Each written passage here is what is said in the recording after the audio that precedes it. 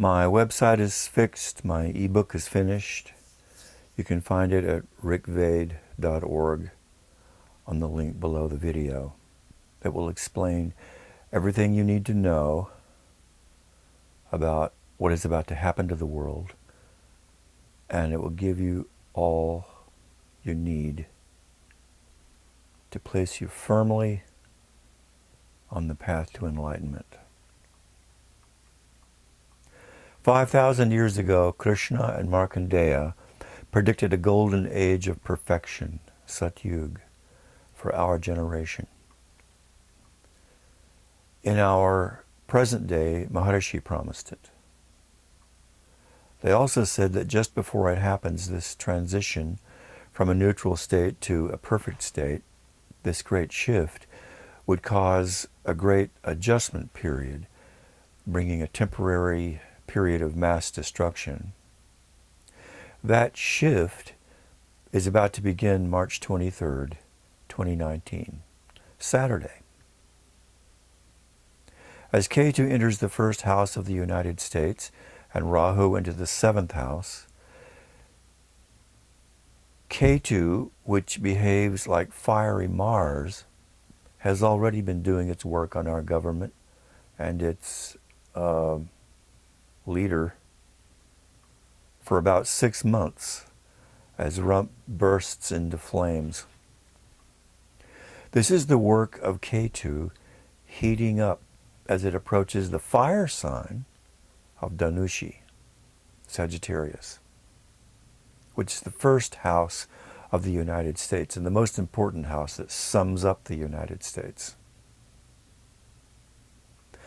Many members of my Rick Vade Facebook have been feeling the effects, good and bad, for these past 6 months.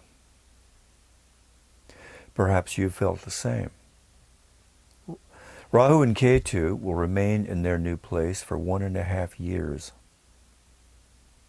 To see what will happen after this change, let's look to see what happened the last time KETU entered that first house 18 years ago. And then I'll try to explain why this time it will be much, much more destructive to our government. In 1999, with KETU getting close to the new sign, that subtle change was George W. Bush running for president. Maharishi called him a Rakshasa, a demon.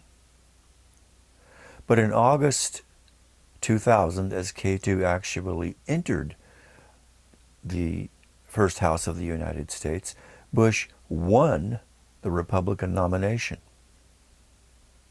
Then KETU created a vote count catastrophe that had to go to the Supreme Court, and Bush won when he really lost.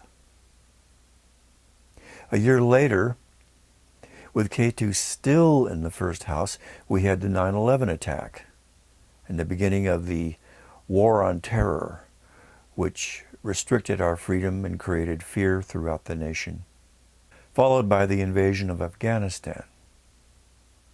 As KETU was leaving that sign, Bush invaded Iraq, which we just discovered was just to show the Middle East our power in an even greater way than we did in Afghanistan. KETU also brought epic starvation of 16 million people in the Congo, and many other great catastrophes as well. Fires in the West, an oil tanker crash in the Galapagos Islands, the crash of the Concorde, and so on. When the American Civil War began, Rahu and KETU were reversed, with Rahu in the first house of the United States and KETU in the seventh house. The country was in Venus Rahu, Dasha and Bhukti, and Venus was malefic. And these two, and Rahu is always malefic, and these two planets were 12 houses away from each other. The 12th house represents death and destruction. Now, just as we were 18 years ago, we're once again faced with KETU in the first house of the United States and Rahu in the seventh house.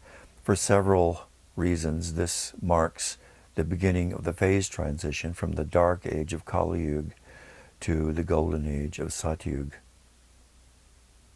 Charlie Lutz, who was enlightened and who assisted Maharishi, said he wouldn't tell us everything that's going to happen because it would scare us to death. He told one person and she fainted. He said there would be a temporary time of chaos in every city, and that there would be martial law.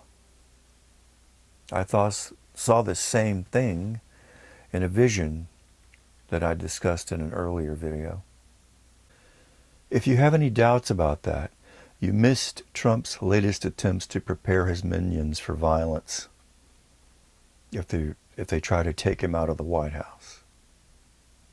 MSNBC always has civilized discussions, even when they have a Republican guest. But watch what happens when several of them watch Trump's threats on video and what they do to a wimpoid who thinks violence could never happen. It's about 6 minutes long.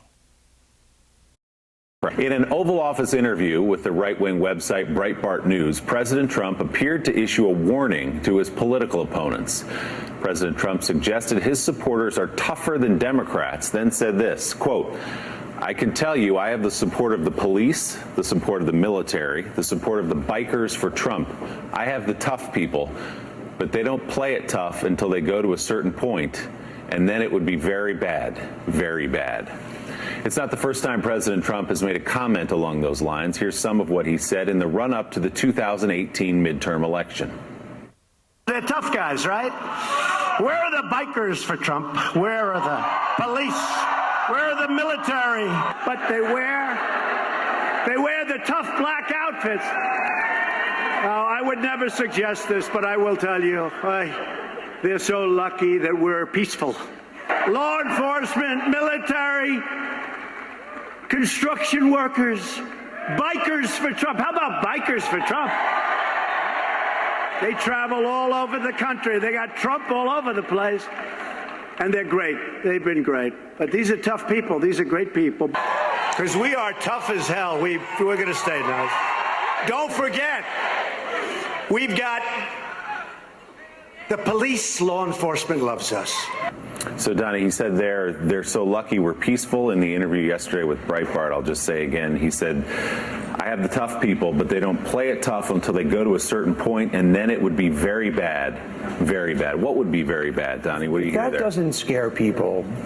I don't know what will. You know, what dictators do is they tell you what they're going to do. They tell you their playbook. Before the end of the 2016 election, when he thought he was going to lose, he was already setting up the polls are rigged. Michael Cohen said this at the end of his testimony, and I've said this all along.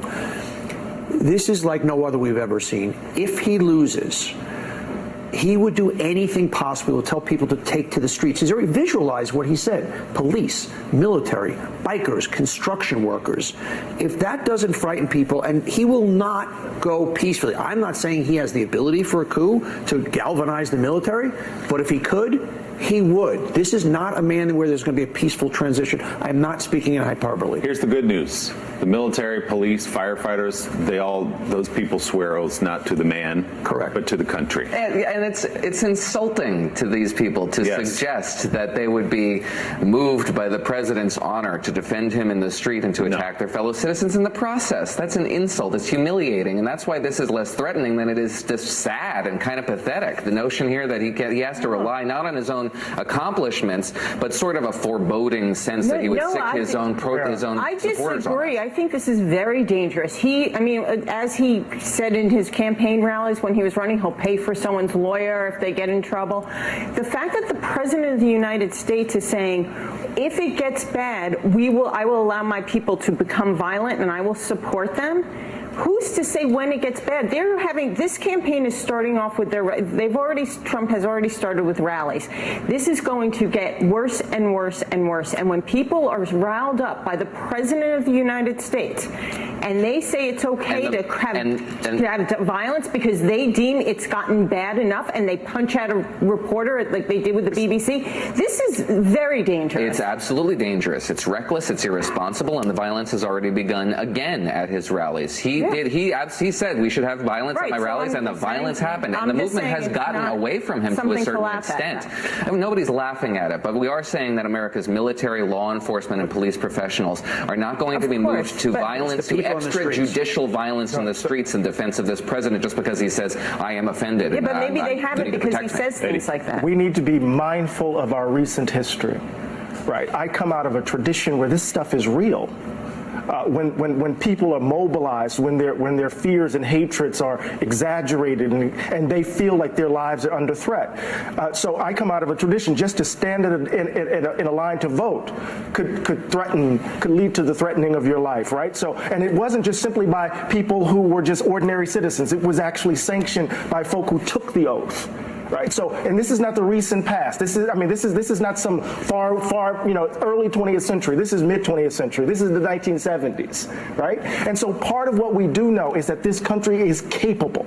We are capable of unimaginable ugliness. Correct. Kent State. We are capable of unimaginable ugliness. He is capable. And he is just capable like every other institution that we have of mobilizing it. Peaceful transition. He will look to the camera and say, people, they took your president. Do what you need to do. He is capable of that. Please trust me on this. And the thing that we cannot forget, I just want to emphasize it, that we are capable of unimaginable ugliness, and that there are people who are walking around this country right now who have borne the brunt of it. So when you hear Donald Trump say things like that, it's not hyperbole. It's not just simply insulting. It's speaking to the capacity of human beings to be dark. Amen. I mean, I guess it's a hypothetical. So we're supposed. It's not. I'm hypothetical. I'm Donald appealing Trump to has not ordered the military on anybody. I'm appealing to historical This is example. not, I mean, we're talking about something that hasn't happened. Is that news? Example. Or are we talking about example. His point is two things. Investigating he would our if he own could, but there's 35%. It's not preconceived. It's a historical fact, Noah. Out of that 35%, what percent would do anything to follow this man? So I'm not saying that the military, I'm talking about the call to action to people on the street, and that's what Eddie is talking about. Eddie is also talking as a black man. And a lot of this is about race also. Don't worry anymore about Trump. He's going to die soon, either in or out of prison, according to Shastri, something with the head. And man-made governments will die too. No one is going to worry about how to defeat Trump in the next election when the big cities are being swallowed into the ground while everyone is fighting in the streets. KETU behaves like fiery Mars, and its fire is causing all these legal battles over Trump, and he's disintegrating more every day. Lately, 52 insane tweets in 24 hours. But watch what happens after March 23rd, when KETU actually enters that first house for the United States. The first part of that sign is the nakshatra of Uttara Ashara, which makes KETU invincible and intense. We don't need an interpretation of this transit or any intuition or psychic abilities. The effects come from ancient Jyotish scripture, describing the qualities of the houses and the qualities of the grahas, the planets. We simply put the two together. It's pure mathematics. Then we have the promises from the highest authorities, Krishna, Markandeya in the ancient Vedic age, and from Maharishi in our age. 18 years ago was a bad time for our country, but this time there are many factors that make this transit much worse than it was 18 years ago. The United States is now in destructive Rahu Dasha. It was not before. The leader of the nation is in his most destructive dasha. He's in a Jupiter dasha, but his Jupiter is malefic, so it behaves like Rahu. He's essentially in a Rahu dasha. Destructive Saturn will be there with KETU in that sign. The ruler of this first house, Jupiter, is in the 12th house of death right now. And it's now crossing the Gandant, that borderline between Scorpio and Sagittarius, which transforms Jupiter and the houses it owns. That would be the first house and the fourth house for the United States. We also have the ending of the dark age of Kali Yuga and our descent into the Earth's sixth extinction from environmental destruction, and the big changes in the birth chart of the universe as well. A little more detail on the dasha of the United States. It's Rahu dasha, but the subperiod is Jupiter. To determine what happens during that period, we count the distance between both these planets at the birth of the nation. That happens to be 12 houses from each other. And the 12th house represents death and destruction, which comes during that period. That KETU is transiting through the first house of the United States. These are 7 new conditions that make this Rahu KETU shift much more chaotic than the one we had in 2000 and 2001, when we had voter madness, 9/11, Afghanistan, and the Iraq invasion. The only major change back then was KETU into the first house of the United States. That's all. So this KETU transit, with all of the help, support from these other destructive forces, is much bigger. What's happening right now, every day in the news, is not just a political snag we'll fix by the rule of law, with committees and judges, or by throwing the leadership out and electing new leadership. It's the end of the dark age of Kali Yuga, and all man-made governments and worldwide, and the creation of enlightenment for every human being, where you rule your own universe. I'm telling you all this not to disturb you, but to put you at ease. Because when the chaos starts, and everyone else is wondering what's happening and panicking about what's going on, going insane in the streets, you'll know it's temporary, and that it's the cleansing and restructuring that is inevitable as darkness becomes light, and as the golden age of Satyug begins, and which will last for 10,000 years. We will all live in that new world for as long as we like. My ebook at rickvade.org gives all the details about what it will be like to live in a celestial planet where every desire is fulfilled instantly.